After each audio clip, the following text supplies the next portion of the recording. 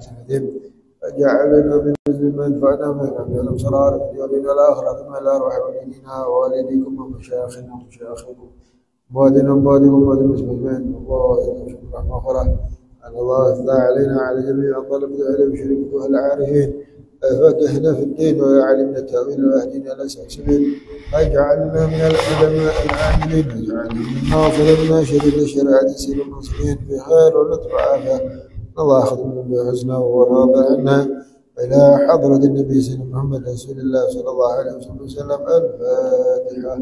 أعوذ بالله من الشيطان الرجيم بسم الله الرحمن الرحيم الحمد لله رب العالمين الرحمن الرحيم مالك يوم الدين إياك نعبد وإياك نستعين اهدنا صراط المستقيم صراط الذين أنعمت عليهم غير المغضوب عليهم ولا الضالين آمين. بسم الله الرحمن الرحيم الحمد لله رب العالمين والصلاة والسلام على أشرف المرسلين سيدنا محمد وعلى آله وصحبه أجمعين. اللهم صل وسلم على سيدنا محمد عبدك ورسولك النبي الأمي وعلى آله وعلى علمك. اللهم افتح علينا حكمتك وانشر علينا من خزائن رحمتك يا أرحم الراحمين. ربنا زدنا علما وارزقنا فهما وانت خير الرازقين. صلى الله على سيدنا محمد وعلى آله وصحبه وسلم والحمد لله رب العالمين. بسم الله.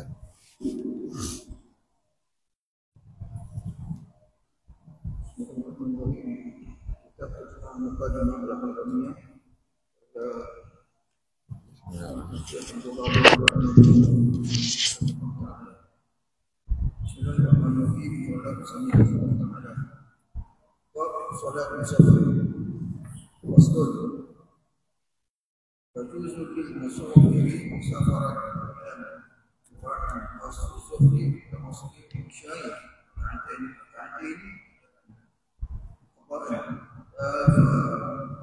فإنة الحمد المشكوك أنها فإنة حمل السفر سفر طويل يومان معتدلان بسير الأقوال والإتمام أفضل إلا في ثلاث مراحل لمن بدأ بنفسه راحة الأصل. Dibolehkan bagi musafir yang melakukan perjalanan panjang dan mengubah salat zuhur, asar dan isya bermain secara bacaan maupun qada. Bukan solat yang ketinggalan di tempat mungkin maupun yang diragukan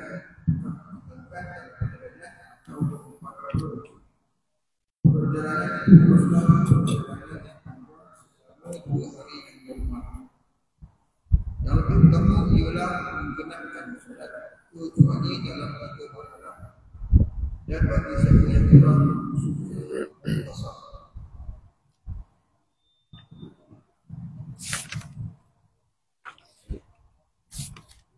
Terus puasa mengenai perjalanan awal safari al-wudu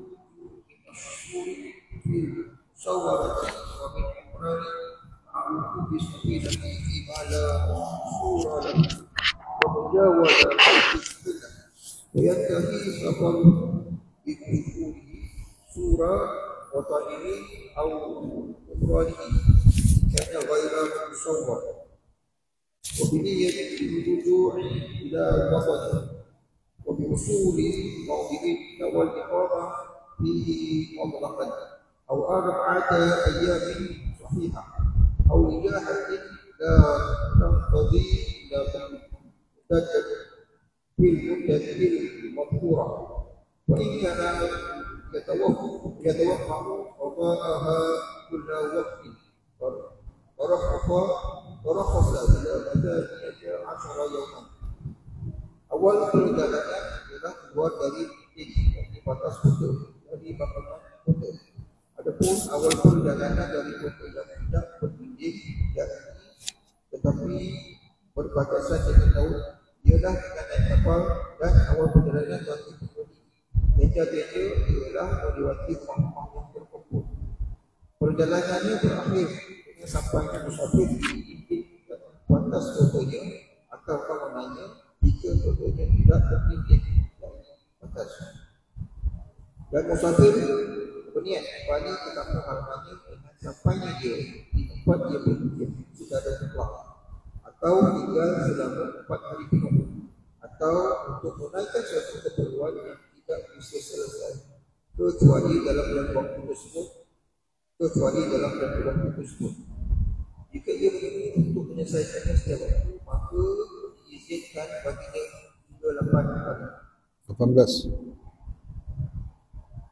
Kalau yang sudah Kalau sudah 8 hari. Itu 8 hari. 18, maka diizinkan baginya hingga 18 hari.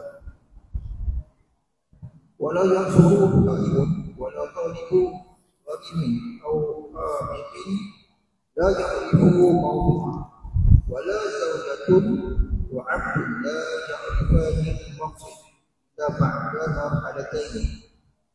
Tidak boleh mengkasar orang yang berjalan tanpa tujuan dan orang yang mencari orang yang berhutang baginya, atau budak yang kabur dan tidak diketahui tempatnya maupun isteri, dan budak yang tidak mengetahui tujuannya kecuali setelah berumur. Bismillahirrahmanirrahim. Nawaina ta'allum at-ta'lim wa tadhakkur at-tadhkir. Wa nafa'ana da'wa ila al-huda wa dalala ala al-khair. Wal hatha ala at-tamasuk bi kitabillah wa sunnati nabiyih. Ibtigha' wajhi Allah maradatihi wa qurbihi wa thawabihi min Allah ta'ala. Rabbi shrah li sadri wa yassir li amri wa hlul 'uqdatam min lisani yafqahu qawli. Amin. Amma ba'd. Alhamdulillah, kita menyambung pembacaan kita di dalam kitab syarah kitab Muqaddimah Al-Hadramiyah, bersambung dengan solat yang berkaitan dengan musafir. Solatil musafir, bab tentang solat orang yang musafir. Ya, yaitu orang yang menempuh satu perjalanan dan keluar daripada kampung halamannya, tempat dia bermukim, menuju ke suatu destinasi. Solat orang yang bermusafir. Wa qala Syekh Musannaf rahimahullah ta'ala nafa'na bih. Dan qala yajuzu lil musafir safaran tawilan mubahan qasru adh-dhuhri wal 'asri wal 'isya'i rak'atain adaan wa qadaan. Harus bagi orang yang musafir safar yang macam mana? Safaran tawilan, safar yang panjang, safar jauh, mubahan yang harus, bukan maksiat untuk dia meringkaskan solatnya, qasarkan solat dia, solat zuhur, asar dan isya menjadi 2 rakaat. Mula-mula digunakan kalimat yajuzu, harus. Harus. Yang mengatakan harus qasar ini siapa? Dalam mazhab Imam Syafi'i. Mazhab Imam Syafi'i, mazhab Imam Ahmad bin Hanbal kata harus. Kan? Itu dimulakan harus. Nak buat boleh, tak nak buat tak apa. Kan? Seperti mana hadis Sayyidah Aisyah radhiyallahu anha, Nabi sallallahu alaihi wasallam dalam safar diriwayatkan semua safar baginda sallallahu alaihi wasallam qasar. Kan? Dalam satu haji wada, Sayyidah Aisyah radhiyallahu anha cakap, ya Rasulullah, qasarata wa atmamtu wa sumta wa aftartu. Wahai Rasulullah, tuan qasar, saya solat sempurna 4 rakaat. Tuan puasa, tuan tak berpuasa, ataupun tuan berpuasa, saya berbuka. Apa jawapan Nabi sallallahu alaihi wasallam? Ahsanti, bagus. Mana kat situ ulama kita mazhab Imam Syafi'i mengatakan hukumnya harus. Ya. Tapi mazhab yang lain, mazhab Imam Abu Hanifah wajib. Dia tak mulakan yajuzu lil musafir, harus bagi musafir, tak, wajib, fardu atas orang musafir untuk solat qasar itu. Dalam mazhab Maliki qaul kata wajib. Yang muktamadnya kata sunat. Sebab apa? Sunat sebab Nabi tak pernah tinggal.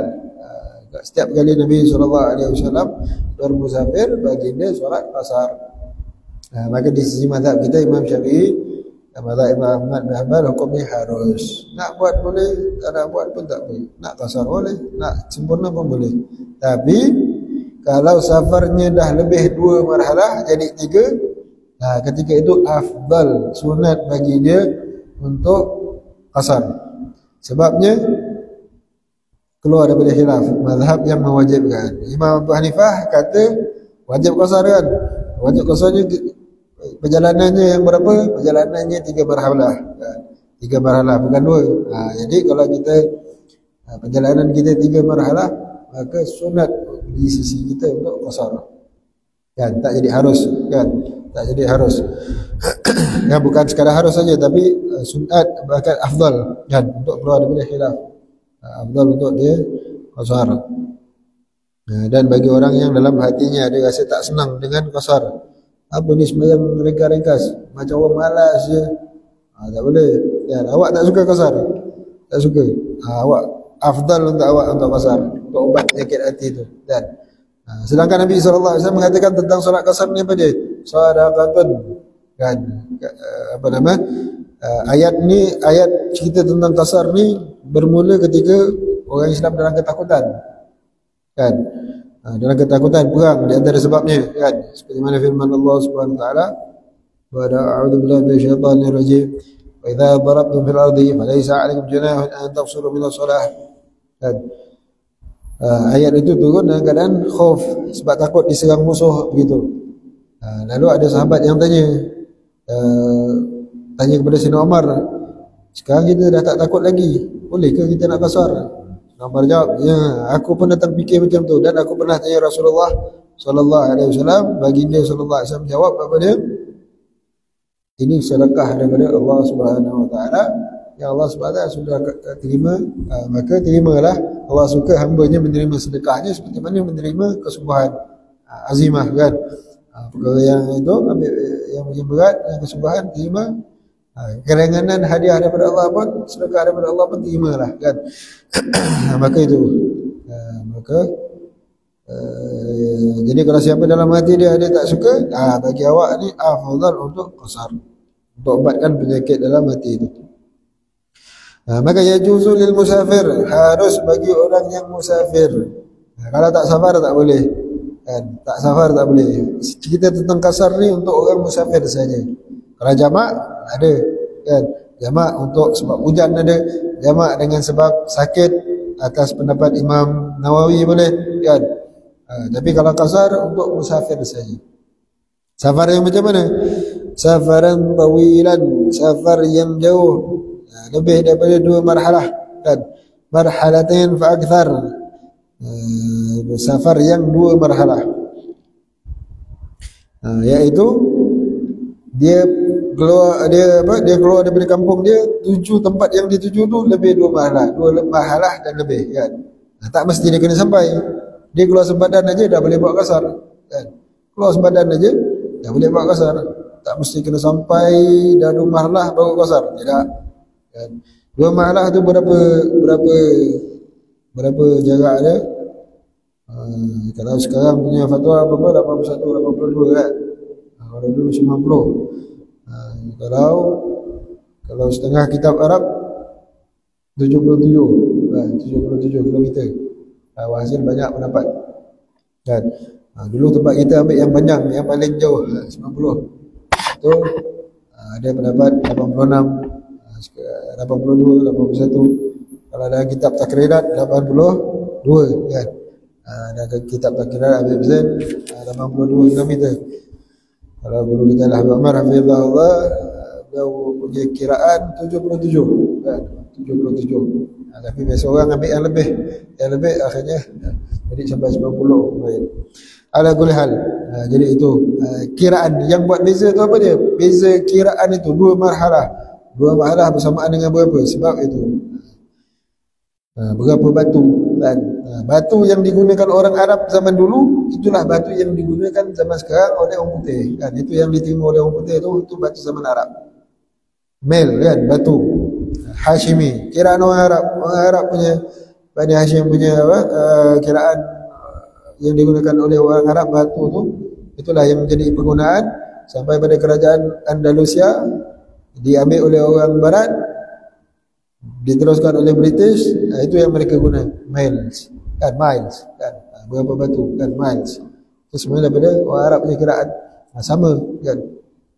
Jadi itu atas pendapat itu 77 kan. Walhasil kita ikut fatwa tempat kita, iaitu apa dia 81 kan, 81 kilometer.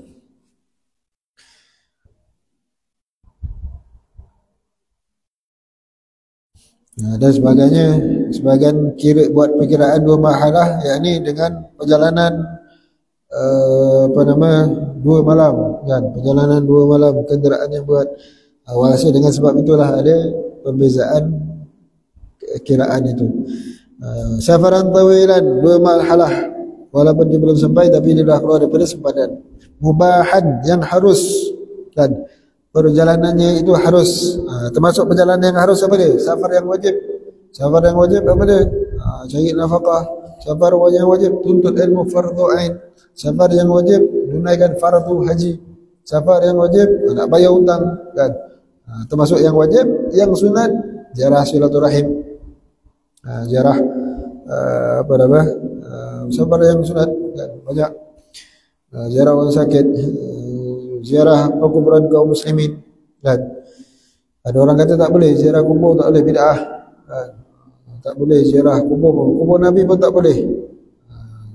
Fatwa yang silap kan. Yang boleh apa dia?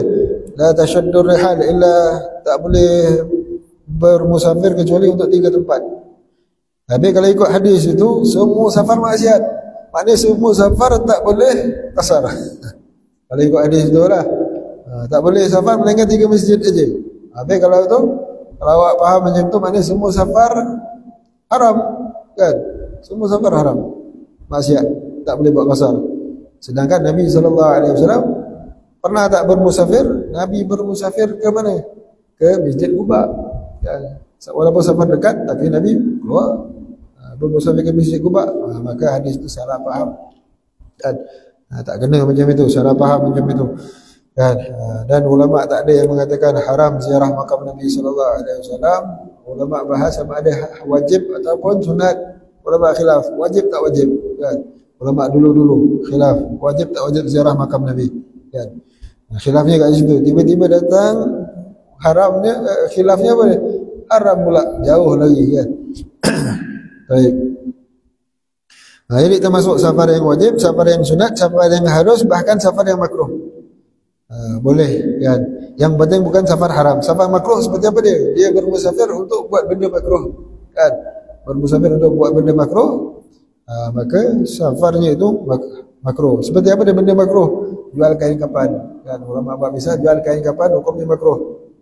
Dia penjual kain apa? Kain kapan. Bermusafir untuk jual kain kapan. Kenapa pula makruh? Sebab dia punya kain tu akan laku keras kalau ramai orang meninggal. Maka kalau ada orang meninggal, alhamdulillah, senang hati dia. Senang hati dia dengan kematian orang Islam. Maka makruh macam itu. Tapi iyalah, itu kerja dia kan. Maka dan yang pekerjaan yang seumpama macam itulah kan, pekerjaan yang seumpama macam itu, yang orang Islam susah, dia dapat senang keuntungan kan. Jual apa? Jual obat ya, contoh mungkinlah kan. Dia dikiaskan jual tayar, ada bocor, alhamdulillah, banyak lagi tayar bocor, alhamdulillah.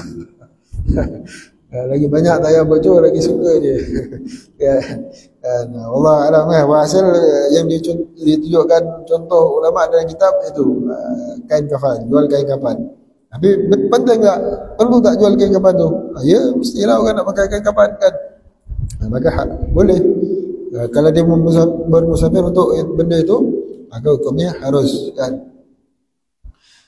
Ataupun seumpama begitu juga safar yang makruh apa dia? Orang yang bermusafir seorang-seorang waktu malam kan. Musafir seorang-seorang waktu malam. Sebab berdasarkan Nabi SAW mengatakan makruh kan, bermusafir sendirian pada waktu malam. Sebab apa? Sebab macam-macam bahaya kan.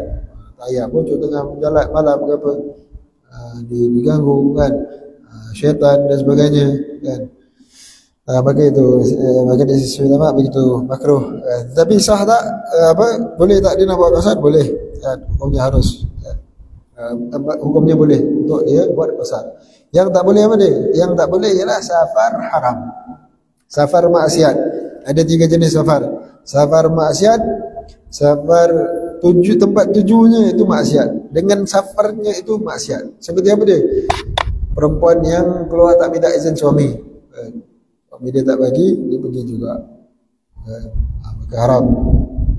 Seperti orang yang hamba, kalau dulu-dulu hamba keluar tak minta izin tuannya. Ataupun orang yang berhutang, hutangnya patut kena bayar, dia tak nak bayar, dia nak itu. Tapi kalau hutangnya 10 tahun lagi bayar, silakan. Tahun depan baru bayar, silakan.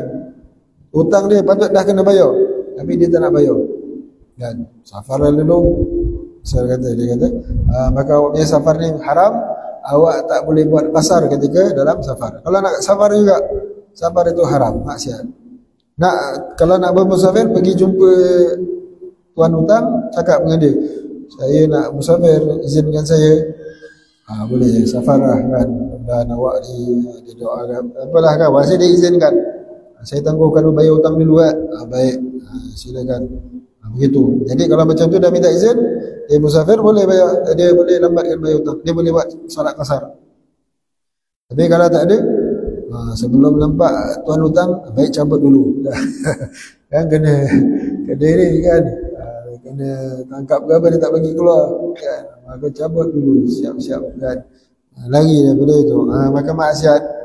Jadi ketika itu nak buat qasar, tak boleh, awak tak boleh, awak ni safar maksiat, tak boleh buat qasar kan. Jadi itu.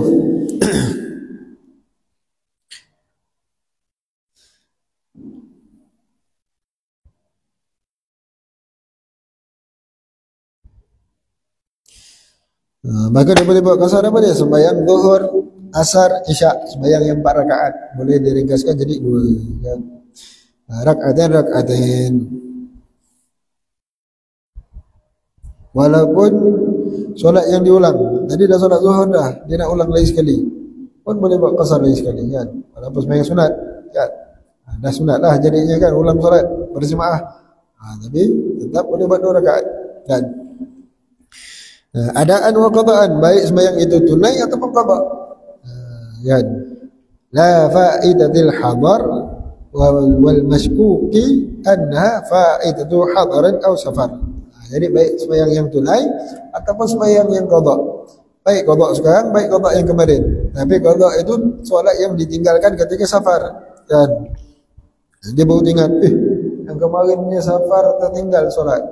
Ataupun dalam flight tak solat kan, dia tak solat tak solat zuhur, asar misalnya kan, dia tertidur lupa nak solat, itu dah terlupa kisah. Lepas tu dalam dah sampai destinasi, masih musafir lagi, baru ingat, lupa nak qada yang kemarin punya kan. Qada sekarang ketika musafir, maka boleh buat 2 rakaat kan. Solat qada boleh buat. Tak boleh la fa'idatul hadar, jangan sembahyang yang dia tinggalkan kat kampung halaman dia. Kampung halaman dia punya tinggal, dia qada, waktu musafir ni peluang nak qada kan. Solat dulu-dulu yang ditinggalkan, ini peluang ada ringkas dapat diskaun, tak boleh. Awak punya qada yang dulu-dulu, yang ditinggalkan waktu di kampung halaman, tak boleh buat qasar. Kalau tinggalkan time musafir, ya boleh qada walaupun 10 tahun lepas punya cerita kan. Wal mashkuki anha fa'idatun hadarin aw safar. Begitu juga solat yang dia syak, itu hari bila tinggal time tu musafir ke tidak. Dia tahu ada solat yang dia tinggalkan, tapi dia tak ingat. Tinggalkan itu masa musafir ke masa tidak. Maka tak boleh, itu kena sembahyang sempurna, tak boleh buat qasar.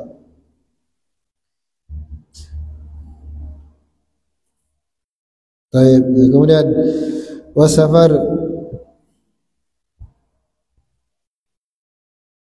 Sebelum itu kan, safar yang harus itu,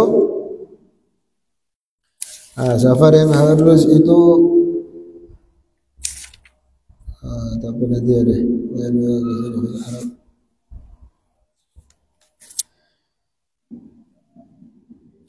Safar tadi kita kata safar itu safar harus, tak boleh safar maksiat, safar yang maksiat. Ada namanya safar al-asi fi safar. Ada orang yang dalam perjalanan dia buat maksiat. Orang macam ni tak apa, dia boleh kan. Tujuan dia mensafir tu betul nak tuntut ilmu, nak pergi haji. Tapi dalam perjalanan mengumpat orang, dalam flight mengumpat orang, dalam flight disediakan skrin, dia tengok cerita-cerita yang haram untuk dia tengok misalnya kan. Jadi sekarang dia nak solat kasar kejap lagi, ya Allah ni sekarang tadi dapat maksiat ni, boleh buat kasar tidak? Itu namanya maksiat dalam perjalanan. Perjalanan tu apa hukum dia? Wajib, sunat, harus, makruh, boleh buat kasar. Tapi perbuatan maksiat tu haram lah kan. Jadi orang ini masih dia dibenarkan untuk buat kasar. Yang tak boleh orang yang dari awal perjalanannya itu safar maksiat. Dari awal lagi dah tak boleh buat kasar. Yang orang ini boleh sebab asi fis safar. Dan ada satu lagi namanya asi bis safar fis safar. Dan iaitu orang yang mula perjalanannya betul, niatnya nak ziarah orang soleh, niat perjalanannya nak silaturahim, niat perjalanannya nak tuntut ilmu. Tengah-tengah perjalanan tukar, teringat dekat KL tu ada pesta ni lah, nak pergi lah situ. Tiba-tiba mula perjalanan nak pergi tempat Masjid Muaz bin Jabal, hadir majlis sampai balik. Contohnya lah, tiba-tiba teringat, tengok skrin apa, scroll tengok, berbetulan pula masa yang sama ada program ni lah. Tukar niat terus, contohnya lah kan. Contohnya bertukar niat, jadilah safarnya safar maksiat. Maka dia tak boleh buat kasar, dia tak boleh buat kasar kecuali kalau dia bertaubat kan. Kecuali kalau dia bertaubat, baki perjalanan dia bertaubat daripada niat itu, terus dia boleh buat kasar. Kalau dia masih ada niat nak pergi tempat itu, tak boleh buat kasar. Tapi kalau dia taubat, astagfirullah, terus boleh buat kasar. Yang orang yang kedua tadi, yang apa itu, asi bisafar, la yajuzu al-qasr illa idza taba wa baqi misli akthar min marhalatin. Ataupun kes yang pertama tadi, cumanya contohnya lain. Kalau contohnya daripada awal memang dia buat maksiat. Contoh orang yang hutang tadi kan, orang yang hutang tadi dia tak minta izin, orang yang dia berhutang, jadi safarnya itu maksiat, dia tak boleh buat solat asar. Kemudian Allah, ini susah juga ni kan, kalau aku meninggal kejap lagi macam mana, meninggal dalam maksiat. Lalu dia telefon dengan tuan hutang, tuan, minta ni, saya nak maklumkan saya ni musafir, izinkan saya je. Okey, awak diizinkan. Misal dia minta izin, jadi perjalanannya tu dah jadi tak maksiat lagi kan. Baki perjalanan berapa? Baki perjalanan 2 mahalah ke tidak? Daripada tempat dia dah bertaubat, minta izin itu tadi kan. Ataupun kalau dia memang tempat yang nak dituju maksiat, tiba-tiba dia bertukar, tak jadilah pergi, sebab dah nak insiden tadi kan. Dah nak insiden tadi, astagfirullahaladzim, terus bertaubat nak pergi Masjid Muaz bin Jabal, hadir majlis maulid dah kan, hadir majlis ilmu misal, terus dia bertaubat. Baki perjalanan 2 marhalah, maka boleh, awak boleh buat kasar. Jadi kalau bagi perjalanan dah dekat, kurang 2 mahalah, maka tak boleh buat kasar kan. Baik, maka itu 3 keadaan, 3 hal keadaan kan, 3 hal keadaan. Beza orang asi bis safar, asi fis safar, orang yang berbuat maksiat perjalanannya itu maksiat. Yang kedua, orang yang berbuat maksiat dalam perjalanan. Yang ketiga, orang yang menukarkan niat perjalanannya di tengah jalan jadi perjalanan maksiat. 3 keadaan, 3 hukum berbeza. Baik.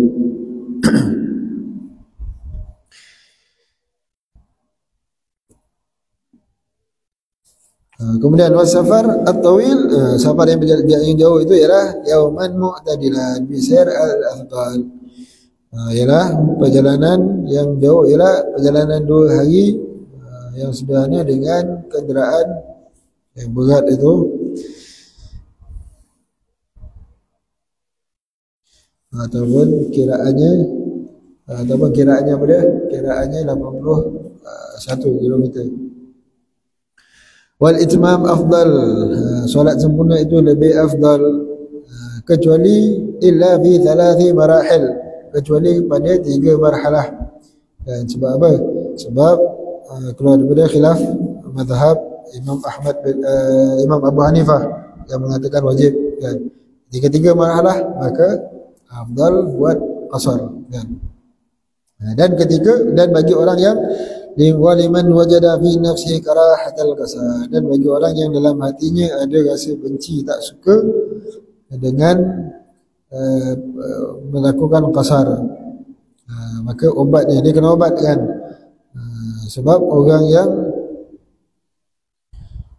itu bahaya, boleh merosakkan iman dia kan.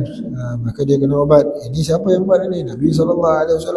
Maka ini bahagian daripada syariat Nabi SAW. Maka awak kenapa nak benci, tak suka kan? Ada orang sekarang itulah, zaman sekarang kan zaman dah senang, naik kereta aircon sampai sepanjang kereta aircon, apa pasal? Mudah, semua kenderaan semua dah mudah. Kenapa nak main kasar ni? Untuk awak ni memang afdal, untuk awak kasar.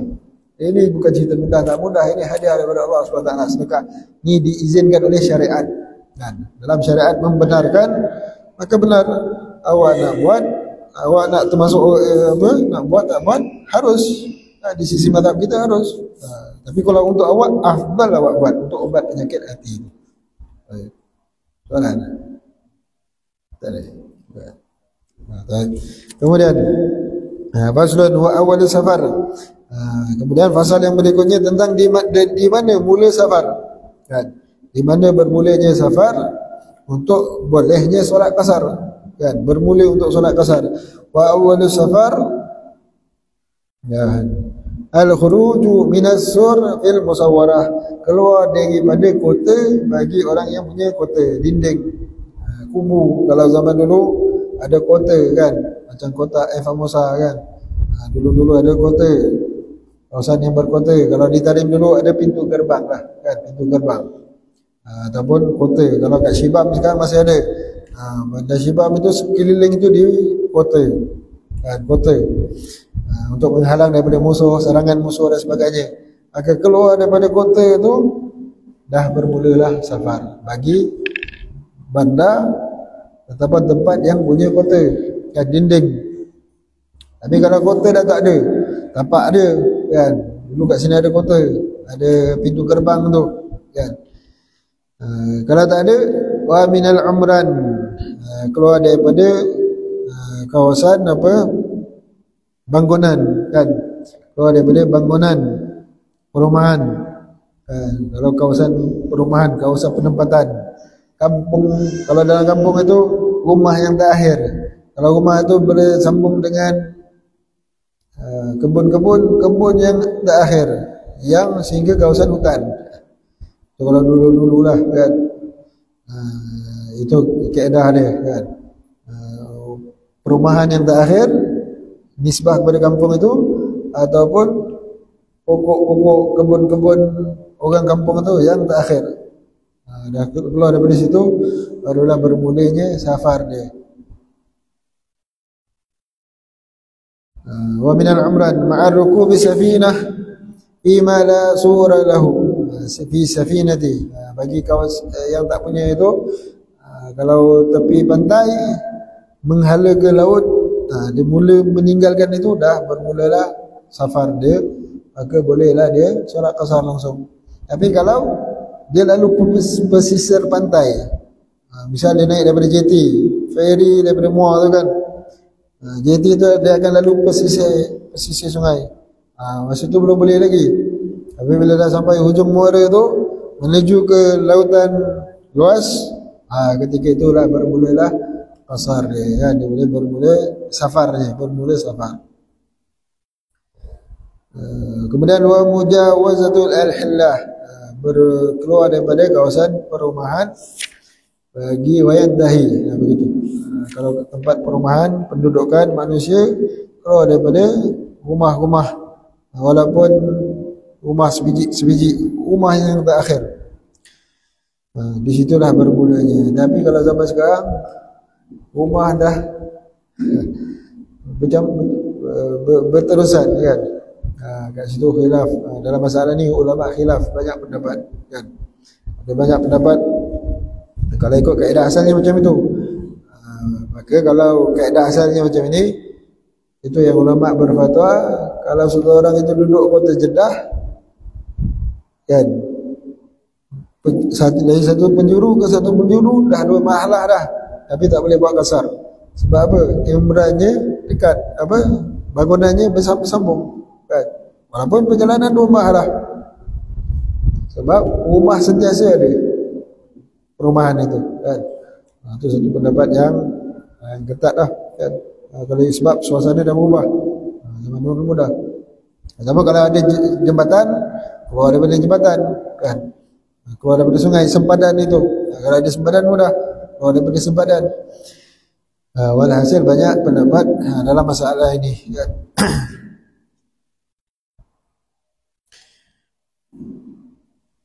Jadi dengan tempat-tempat itu bermulanya safar dan berakhirnya safar pun begitu. Wa yantahi safaru bi wusulihi surah watanihi, dan berakhirnya safar pun begitu juga dengan sampainya dia ke tempat itu, tempat kota dinding itu, ataupun umranihi hingga ghair musawwar, kawasan perumahan itu, kalau tempat itu tak ada dinding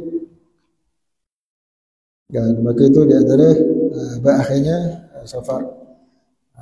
Kalau fatwa negeri Perak bermulanya safar macam mana? Mereka pakai fatwa 20 km, 11 km, betul. Pakai fatwa 11 km, 11 km daripada rumah kan, 11 km baru bermula safar. 11 km ni diambil daripada mana? Daripada Madinah ke Dhul Khulaifah ataupun Masjid Bir Ali ya, Nabi SAW mula safar daripada situ. Sebab Madinah itu lain, terputus kan. Tapi beliau fatwa negeri Perak pakai pendapat 11 km kan, pakai pendapat 11 km, jarak antara itu ke Dhul Khulaifah itu 11 km, bermulalah safar. Jadi walhasil dalam masalah ini zaman sekarang banyak pendapat ulama ada, maka pendapat yang tengah-tengah lah kita pakai. Yang ketat betul, nanti jauh, nanti keluar daripada sepadan, nak kira umran tak sentiasa bersambung kan. Itu pun lagi bagus lah kan, pakai pendapat yang muktamad. Ataupun ada pendapat ulama juga, solat Jumaat yang kita punya solat kawasan masjid Jumaat kita, ada satu pendapat kan, lepas daripada kawasan masjid itu ataupun lepas daripada sempadan daerah, ataupun walhasil itulah banyak pendapat masalah ini. Jadi kalau kita dah ambil satu tempat itu, ataupun paling kurang jangan dekat sangat, jangan menyusahkan sangat, jangan meringankan sangat. Kalau pakai fatwa negeri Perak itu pun tengah-tengah lah kan, 11 km itu kan, 11 km itu tengah-tengah, tak susah sangat, tak senang sangat. Jadi kita ambil contoh macam itu, di situlah bermulanya safar kita dan berakhirnya safar kita di situ. Bermulanya safar di situ, berakhirnya pun di situ. Baik, kemudian dan berakhirnya safar macam mana? Itu bila dah sampai ke tempat yang bermulanya tadi, habislah safar kita, dah tak boleh buat qasar lagi. Dan wa bi niyatir ruju' ila watanihi, dan dengan niat dia nak kembali, dan dengan dia nak kembali, nak patah balik rumah, balik mukim dia. Sedangkan dia ketika itu, misal dia duduk sini Bukit Kangkor kan, pergi ke, dah masuk Jasin dah, Bawah Sempadan dah kan, perjalanan dia nak pergi mana? Dia nak pergi jauh lah kan, pergi Kedah ke mana kan, 2 mahalah. Sampai Jason dah boleh solat kasar, dah keluar daripada daerah. Pertama sampai mana? Merlimau bukan? Merlimau kan? Merlimau. Misal dia dah boleh buat kasar dah. Tiba-tiba kat sana ada barang tinggal lah, nak kena patah balik. Nak kena patah balik. Ni sekarang dah keluar daripada sempadan dah. Tapi nak patah balik. Habis sekarang nak sembahyang macam mana? Perjalanan memang nak pergi rumah lah. Habis sekarang dia nak patah balik rumah dulu. Kan? Patah balik rumah dulu baru nak sambung perjalanan. Jadi sekarang boleh tak dia nak buat qasar? Tak boleh. Kan? Tak boleh buat qasar. Sebab dia nak patah balik rumah. Ada niat nak patah balik. Ataupun memang niat cancel lah, ini hari tak boleh lah. Esok je lah pergi. Kan? Misal kata. Maka dia dah tak boleh buat qasar. Walaupun masih musafir, tapi jadi safar yang dekat. Kan? Jadi safar yang dekat. Maka dia tak boleh buat qasar. Wa bi niyatir ruju' ila watanihi, dengan niat nak kembali ke kampung halaman dia. Wa bi usuli mawdi' nawal iqamah fihi mutlaqan. Kemudian begitu juga hilangnya status musafir dia bila dia dah sampai satu tempat itu, dia niat bermukim di situ. Kan? Bermukim berapa lama? Tak kisahlah, saya nak duduk sebulan, 2 bulan, belum ada keputusan. Mutlakan. Atau arba'ati ayyamin sahihah, ataupun dia niat nak duduk kat situ 4 hari sempurna. Tu kiraan dia 4 hari tu. Kan? Homestay dia dah ambil berapa hari? 4 hari homestay dia. Contoh. Kan? Homestay 4 hari, 5 malam. Contoh. Maka dia dah tak boleh buat qasar. Dia balik kampung halaman dia, beraya kat sana. Kampung manalah kan? 4 hari lebih. 3 hari, lebih 3 hari. Yakni 4 hari dan ke atas. Maka dia daripada hari sampai dah tak boleh buat qasar. Daripada hari sampai. Kan? Dia dah sampai tempat itu, niat nak duduk sini, dah plan memang 4 hari lebih. Kan? Maka dia tak boleh buat qasar daripada hari sampai. 4 hari tu nak kira macam mana?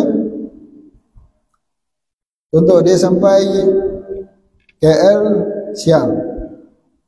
Siang apa? Siang hari Senin tadi kan. Siang tu tak dikira, maghrib baru kira. Maghrib ke maghrib 1 kan. Selasa, Rabu, Khamis, Jumaat. Jumaat tu hari yang keempat. Awak nak balik bila? Jumaat siang ke Jumaat malam? Jumaat malam saya beli tiket. Ataupun saya pernah nak gerak balik Jumaat malam. Maka dah 4 hari tak? 4 hari lengkap kan. Dia sampai siang Isnin. Siang tu hari sampai, tak dikira kan. Siang Isnin dia sampai itu siang. Siang tak dikira, malam baru kira. Maghrib malam Selasa ke maghrib malam Rabu. Selasa, Rabu, Khamis, Jumaat. Jumaat nak gerak balik. Jumaat siang ke Jumaat malam? Sabtu. Jumaat malam. Okey, 4 hari lengkap. Awak dah pada hari sampai, tak boleh buat qasar. Tapi kalau dia sampai Isnin malam, Selasa sampai lepas maghrib, dia sampai kawasan itu yang dia niat bermukim kat situ 4 hari tu, Selasa, Isnin malam, Selasa, maghrib, lepas maghrib baru dia sampai. Kalau sampai maghrib, kiranya daripada subuh. Subuh 1, Subuh 2, Subuh 3, Subuh 4, Subuh hari Sabtu. Kan? Subuh hari Sabtu baru 4 hari. Jadi kalau dia gerak Jumaat malam Sabtu 4 hari ke tidak? Boleh Zam? Boleh. 4 hari ke tidak? 3 hari lebih kan? Tak cukup 4 hari. Sebab dia sampai tadi malam. Jadi malam subuh baru kira. Subuh ke subuh, maka dia sepanjang 3 hari lebih tu dia boleh buat qasar. Boleh. Macam Temenung jauh ya. Dah sampai KL ke ni? Walaupun awal maghrib dia subuh. Awal apa maghrib? Ya, dia sampai maghrib lah. Awal maghrib. Yang penting dia sampai matahari dah terbenam, dah masuk waktu maghrib. Kawasan yang dia bermukim itu. Jadi begitu cara kiraan dia.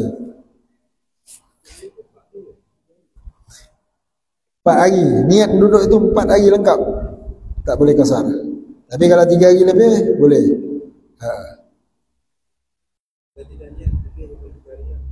Lebih 3 hari tu maknanya 4 hari tu lah. 4 hari. Lebih 3 hari. Ini 4 hari dan ke atas. 4 hari lengkap dan ke atas. 3 hari lebih okey lagi.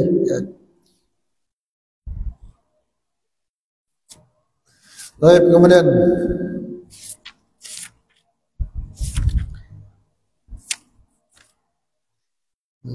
atau lihajatin la tanqadi illa bil muddah al madhkurah, ataupun dia ni kes dia ni lain, dia pergi KL sebab tunggu visa ataupun buat pasport ataupun ada apa urusan dia pergi cek jantung ke apa kan, dia tak balik sebab tunggu keputusan kan, tunggu keputusan, tunggu nak ambil keputusan lah. Dia tak balik sebab apa? Sebab nak tunggu ambil keputusan.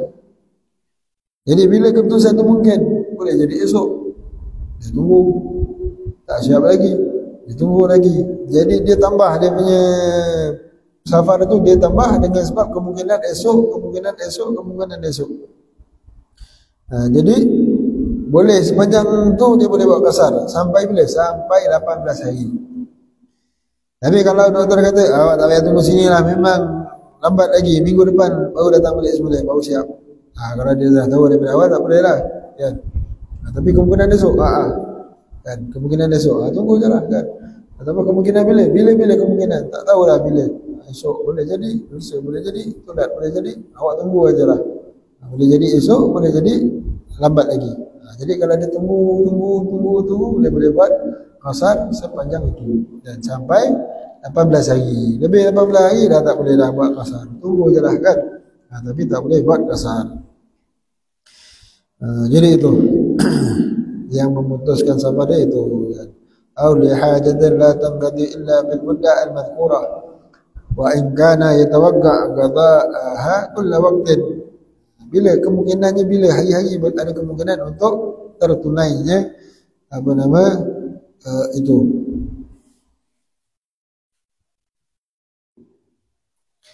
Sebab apa? Sebab Nabi SAW ketika saat Fathu Mekah dan orang Hawazin mengqasarkan solat kan. Ada pendapat yang kata sampai 20 hari kan. Jadi pendapat yang 20 hari itu, dalam riwayat itu kata 20 hari, maka ulama kita kira 20 hari tolak hari sampai hari itu, maka 18 hari lah kan. Dalam riwayat itu 20 hari, tapi maknanya tolak hari sampai dan hari keluar kan, maka 18 hari. Allah. Kemudian wala yaqsuru haim, tak boleh buat kasar orang yang tak ada hala tuju.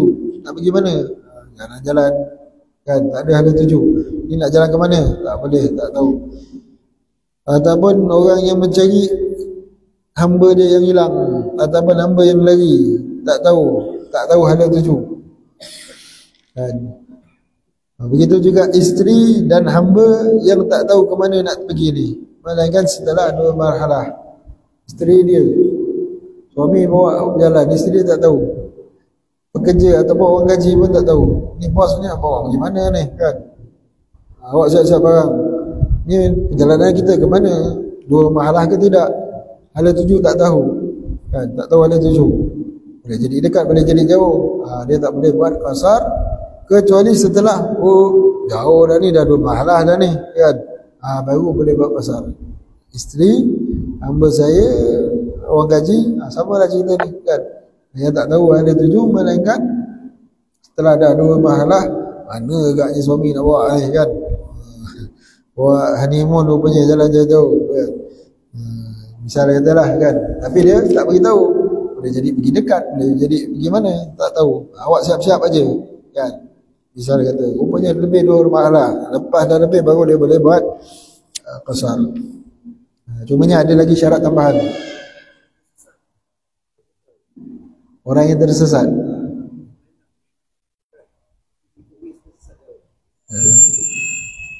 Dia maknanya ada tujuhnya ada kan. Patutnya dekat lah, patutnya dekat. Oh, jauh lagi sian. Lama je ke? Baik.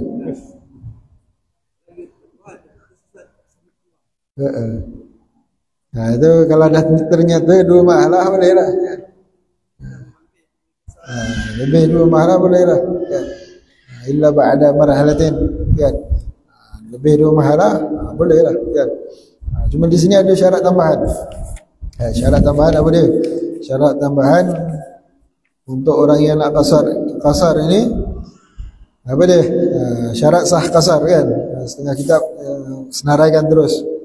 Syarat sah kasar ataupun ada dia akan ada nanti fasal yang berikutnya. Tapi cumanya di sini tak disebutkan keseluruhan. Iaitu apa dia di antara syarat sah kasar. Ataupun bolehlah baca sikit. Bismillah. Syarat sah kasar.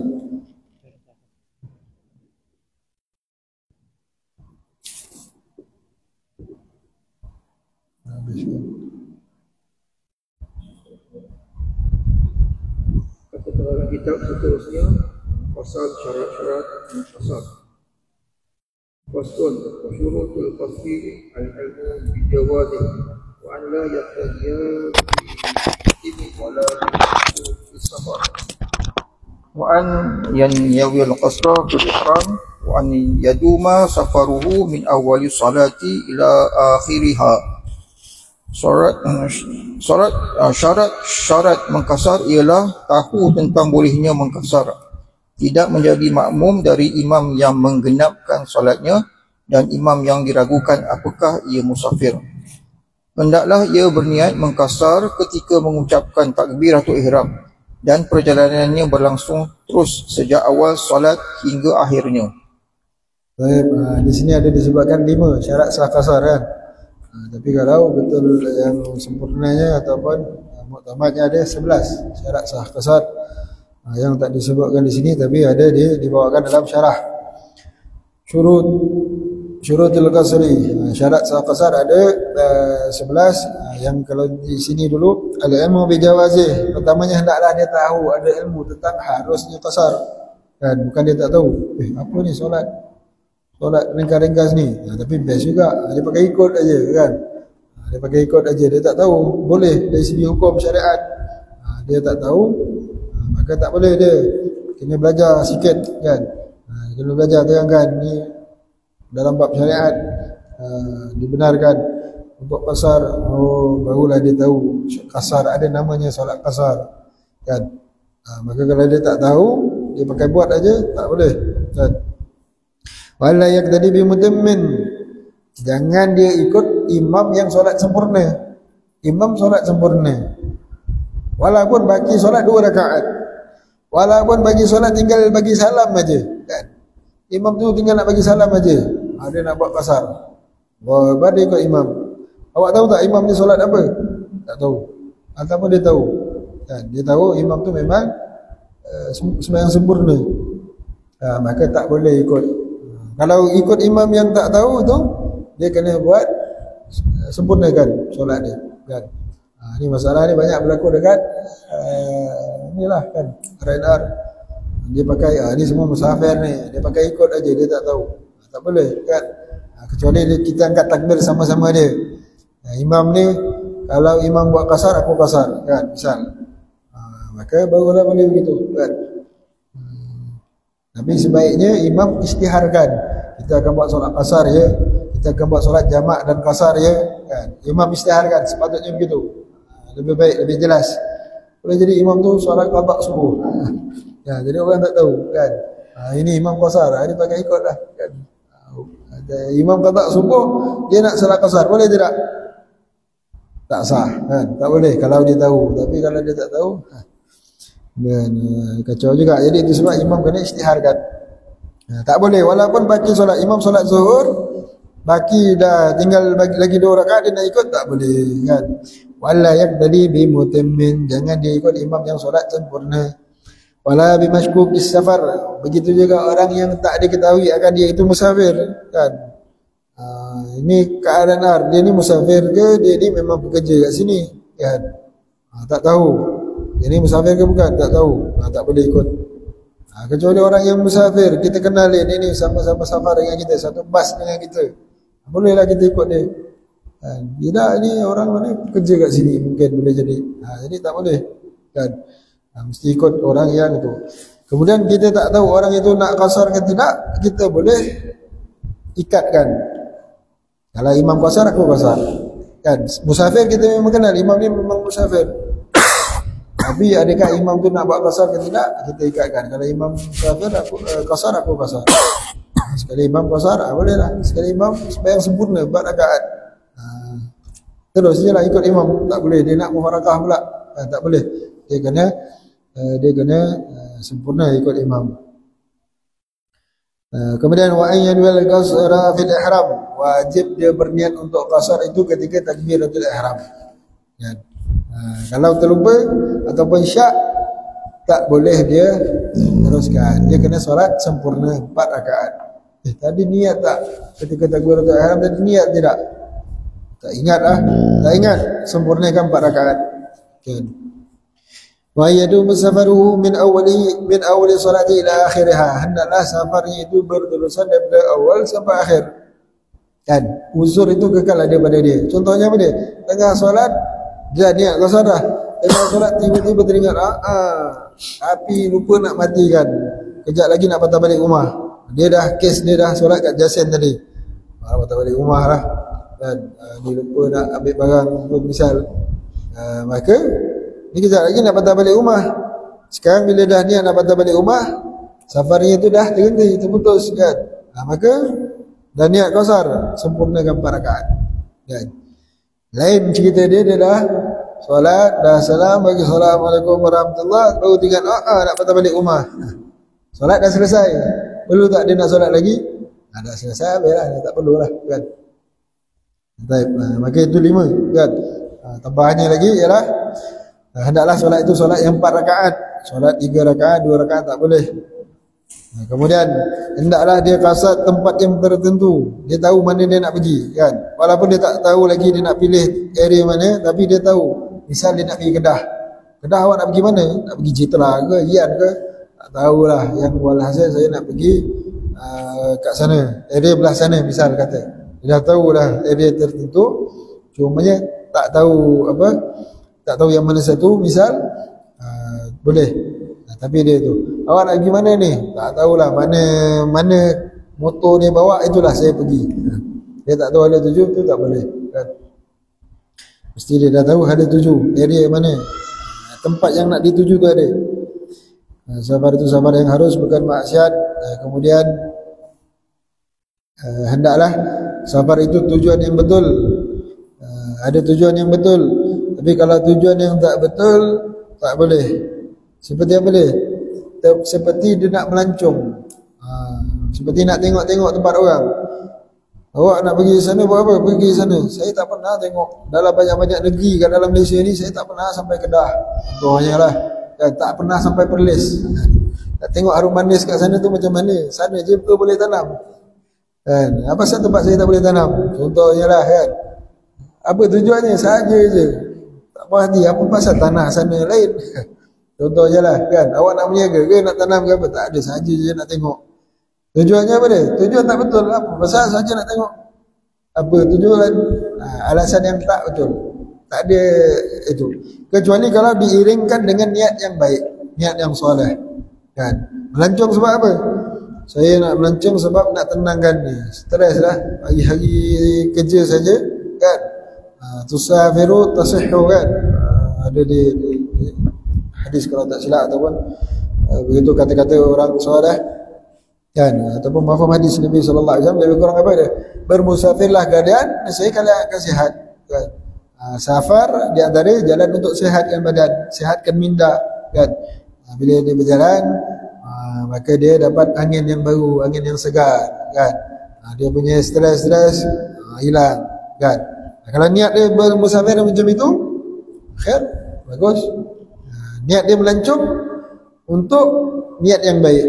Niatnya melancong, di samping dia melancong ke sana buat apa, pergi China atau buat apa, nak ziarah orang Islam kat sana, niatkan yang baik. Contoh kan, mana dia pergi melancong, di samping melancong dia datangkan niat yang baik.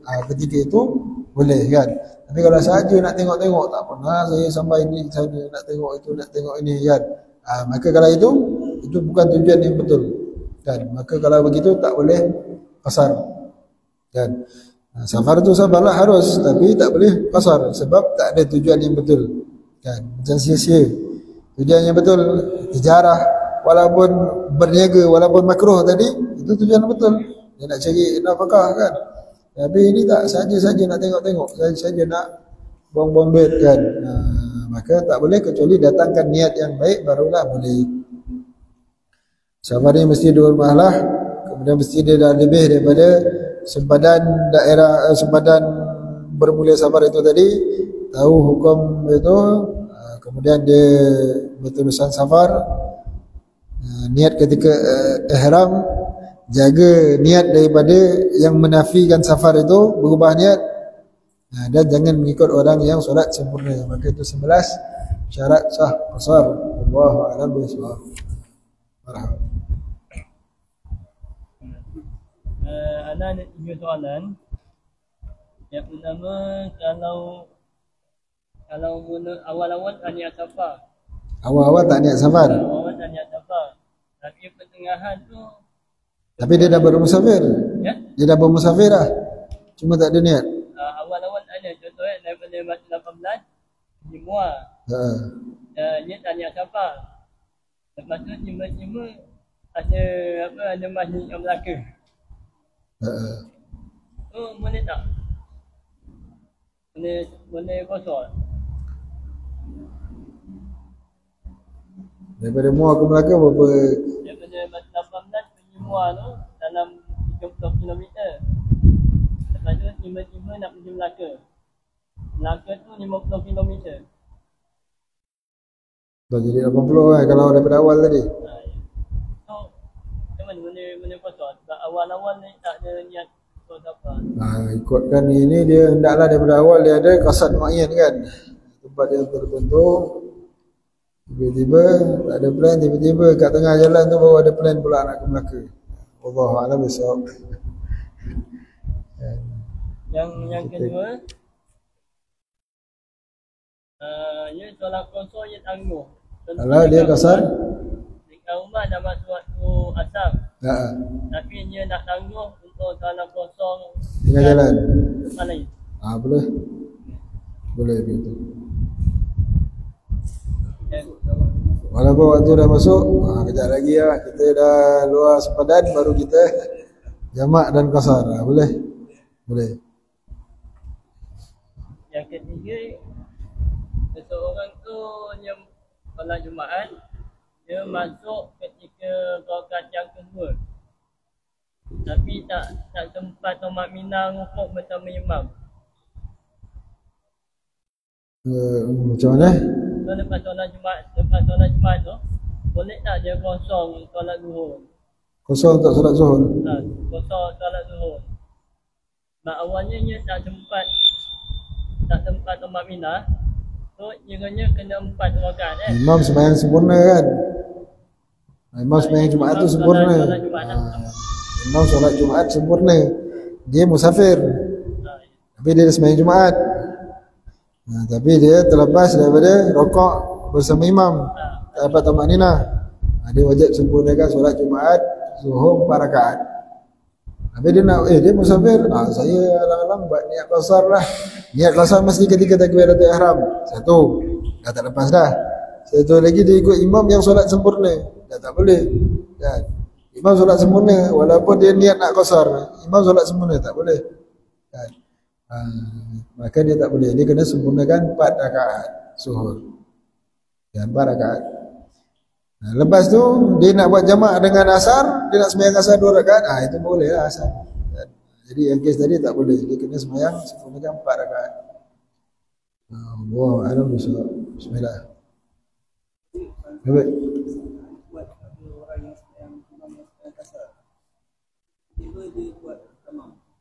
Tapi imam tu musafir kan? Imam musafir boleh. Boleh, maknanya dia boleh sangkut hati dia, sangkut niat dia dengan imam.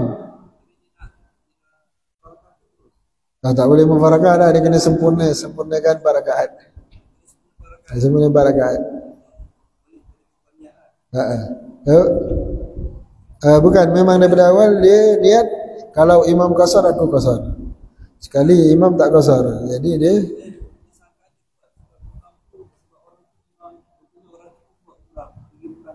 musafir sama-sama tamam pula. Maka dia tak boleh, dia kena selesaikan tamam. Dia tak boleh. Marahlah. Keluar daripada bab Allah. Orang dia masuk solat mat ikut rakaat kedua.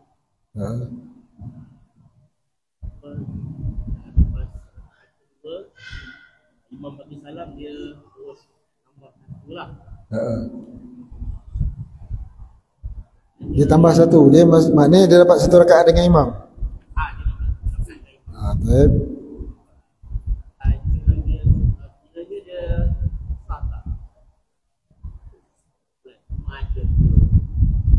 Baik.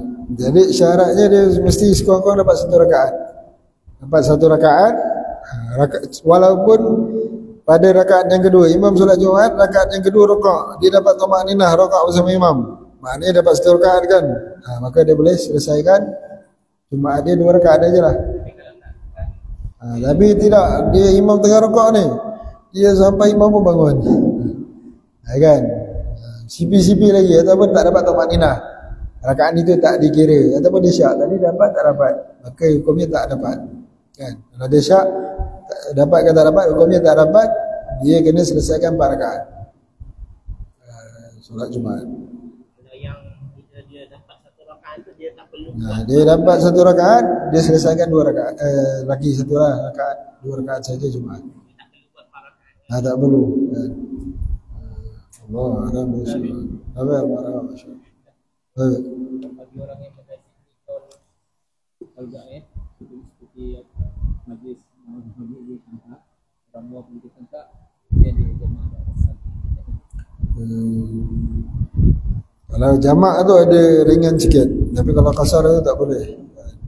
Ya, safar dekat tak boleh kasar kan. Maka itu hati-hatilah kan. Tak sah. Qaul memang ada kan, tapi kalau itu sebaiknya elakkan pakai qaul kan. Kecuali kalau mungkin jamak tu ada ringan sikit. Jamak ada ringan. Tapi kalau kasar kena jaga kan, sebab jamak solat tetap 4 rakaat kan, solat tetap 4 rakaat. Maka sebagian ulama kadang ringankan juga. Tapi itulah sebaiknya kita pakai pendapat mu'tamad dah. Cumanya kasar kena jaga-jaga betul, jangan bermudah-mudah kan. Jangan bermudah-mudah untuk kasar, dan para ulama pun berhati-hati dalam bab kasar, melainkan penuh syaratnya betul. Takut kita sangka kita dah solat tapi tak dikira solat di sisi Allah SWT, meringan-ringankan kan. Maka itulah bahayalah kan, takut tak termasuk orang yang solat kan. Itulah kan.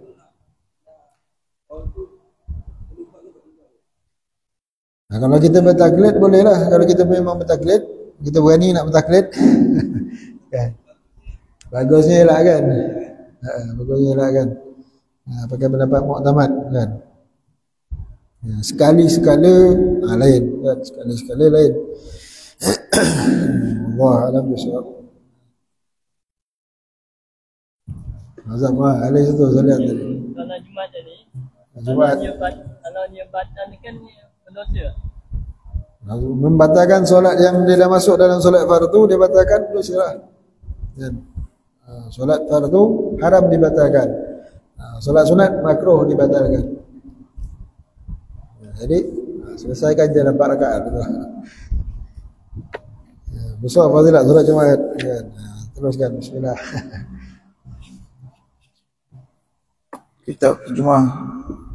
Terjemah kitab Syarah Al-Ainiyah karya Al-Habib Ahmad bin Zain Al-Hafsir Allah Ta'ala pada muka surat 252. Bismillahirrahmanirrahim. Qala Musannif Allah Ta'ala, Imam Ali bin Abdullah Ba'lawi, beliau adalah imam yang ahli zuhud dan arif billah, melazimi ayahnya dan mengalami masih hidup kakeknya Imam Alawi. Beliau menimba ilmu dari ulama-ulama Zabid dan Adn. Beliau menunaikan ibadah haji dan mengunjungi kakeknya Nabi SAW dalam haji itu selama di Mekah. Setiap harinya beliau menginfakkan 20,000 dirham. Putri beliau Bahiyah adalah ibu dari anak-anak Sayyidina Abdul Rahman Segaf, yaitu Ahmad, Muhammad, Abu Bakar dan Umar. Sedangkan putrinya yang bernama Fatimah adalah isteri dari Muhammad bin Ahmad bin Abdullah yang dikubur di Qasam. Dialah wanita yang dikunjungi oleh Khidir AS sewaktu dalam kandungan ibunya, dan Khidir memberi ibunya minyak misik dari syurga. Imam Muhammad bin Abdullah Ba'lawi, beliau seorang imam yang zuhud, sempurna dan arif billah. Beliau menimba ilmu dari ayahnya dan dari Imam Ahmad bin Abdul Rahman bin Alawi, juga ulama lainnya di Makkah, Madinah dan Yaman. Beliau dikenal sebagai sosok yang memiliki kekeramatan yang luar biasa, dipaparkan dalam berbagai buku. Beliau meninggal malam Rabu tanggal 10 Syaban tahun 743 Hijriah, dimakamkan di Kota Tarim di dekat Abdullah bin Fathul Muqaddam.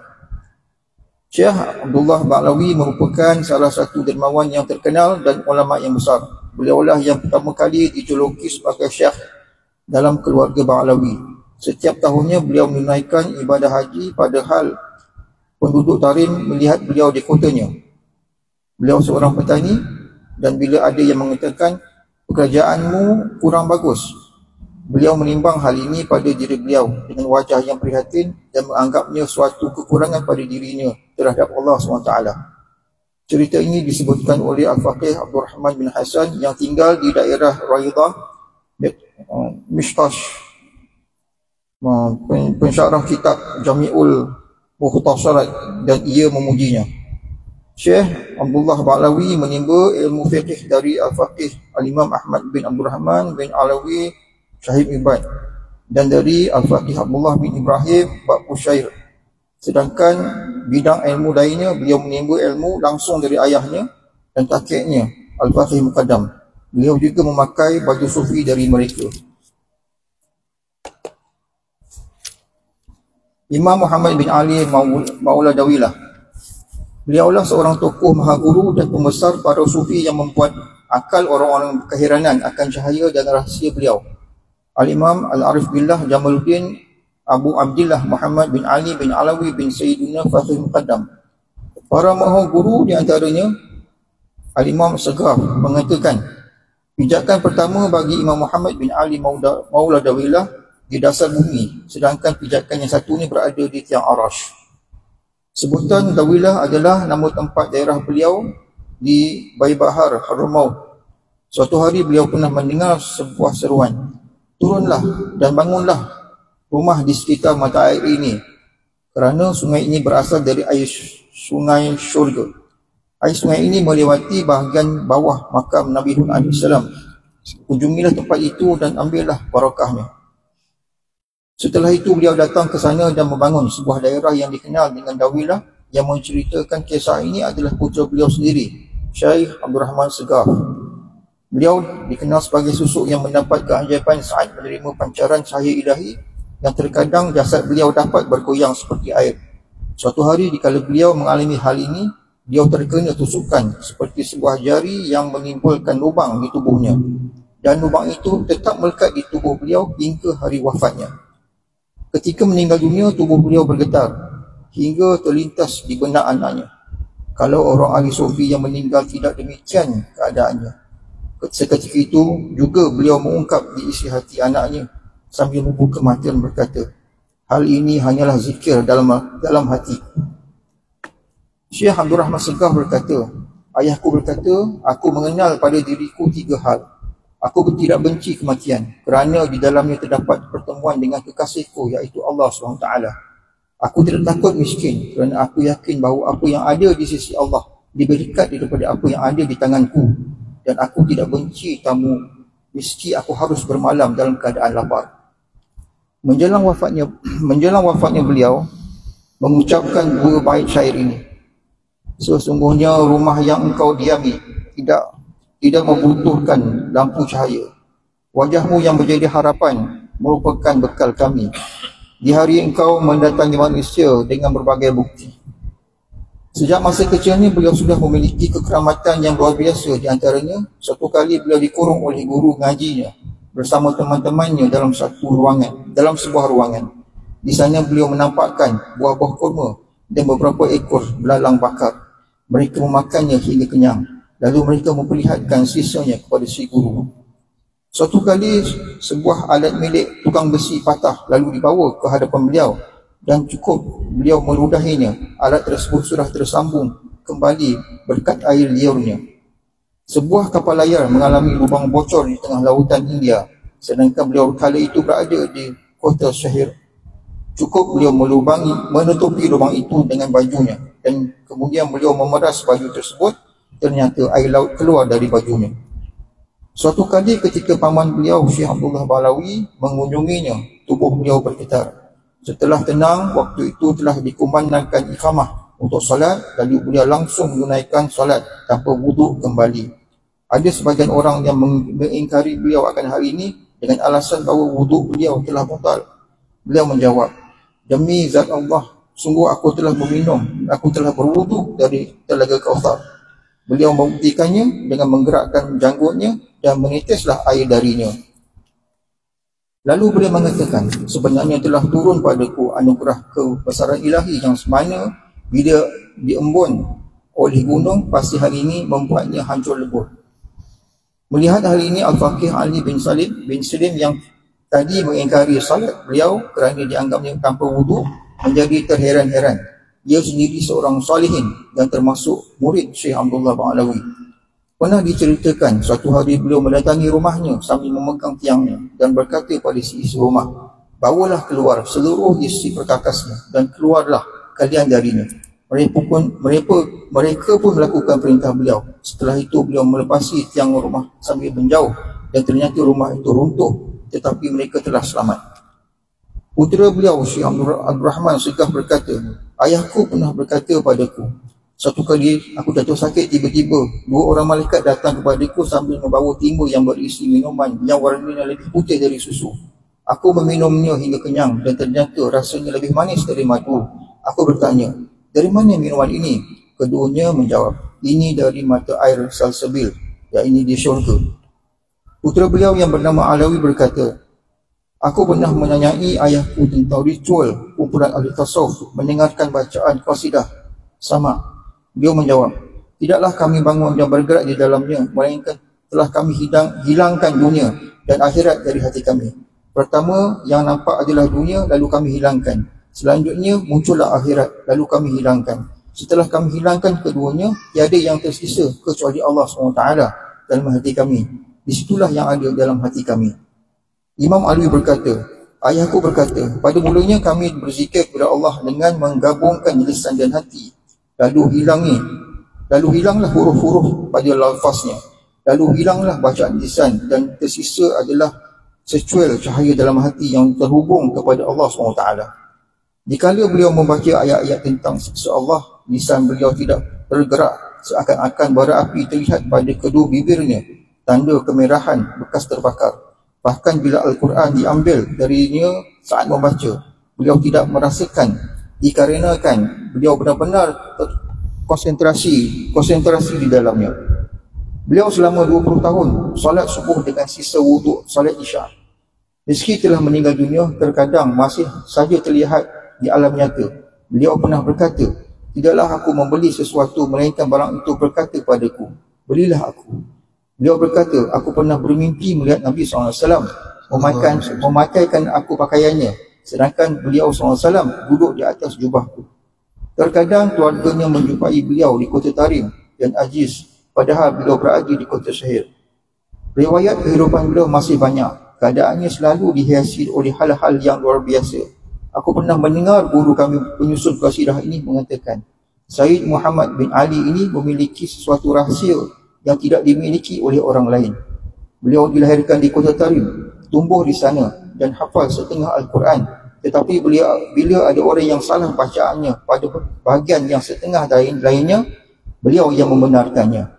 Beliau terkadang menafsirkan satu surat dari awal hingga akhir dengan penafsiran yang sangat tinggi, padahal beliau tidak pernah belajar tafsir. Ayahnya meninggal dunia saat beliau masih kanak-kanak. Lalu beliau dipelihara dan dididik oleh pamannya, Syekh Abdullah Ba'lawi, dan pamannya lah yang sentiasa membimbingnya dalam tarikat ini. Beliau menunaikan ibadah haji dan menziarahi Nabi SAW. Dalam peristiwa itu dikatakan oleh Syed Muhammad Saleh dalam kitabnya, sewaktu perjalanan pulang beliau sempat berjumpa dengan Syekh Al-Arif Billah Ali bin Abdullah Al-Thawashi. Beliau meninggal dunia pada hari Isnin, tanggal 10 Syaban tahun 765 Hijriah. Beliau meninggalkan 4 orang putera dan seorang puteri, iaitu Syekh Abdul Rahman Segaf, Alwi, Ali, Abdullah dan Alawiyah. Salah seorang kalangan Sadah Balawi berkata, aku pernah bermimpi seseorang berkata padaku, apa kamu ingin aku beritahu tentang permata-permata? Aku menjawab, ya. Ia berkata, permata itu adalah Al-Faqih Muhammad bin Ali dan kedua anaknya, Alwi dan Abdullah. Masing-masing dari mereka adalah permata. Aku kembali bertanya, lalu bagaimana dengan Syekh Abdul Rahman Segaf? Ia menjawab, kalau beliau adalah permata dari segala permata. Adapun Imam Alwi dan Muhammad ini merupakan seorang imam yang arif billah, sufi dan ahli zuhud. Beliau dilahirkan di Kota Tarim dan menimba ilmu dari ayah dan kakaknya, Imam Segaf. Dari ibadah, beliau mendapatkan kenikmatan tersendiri. Beliau pernah berkata, kenikmatanku yang paling besar adalah melakukan solat. Misalnya, antara maghrib dan isyak, beliau menghabiskannya dengan solat 2 rakaat saja. Bila beliau jatuh sakit, lalu datang waktu solat, beliau langsung bersemangat, seakan-akan tidak sakit sama sekali. Begitu juga bila menghadapi perkara yang penting, beliau segera bertakbir untuk solat. Beliau memiliki kekeramatan yang luar biasa. Di antaranya, suatu kali ayah beliau meminta kembali sumur yang telah dihadiahkan kepadanya. Ternyata dalam sumur itu muncullah sebuah batu besar yang menghalangi mereka untuk mengambil air.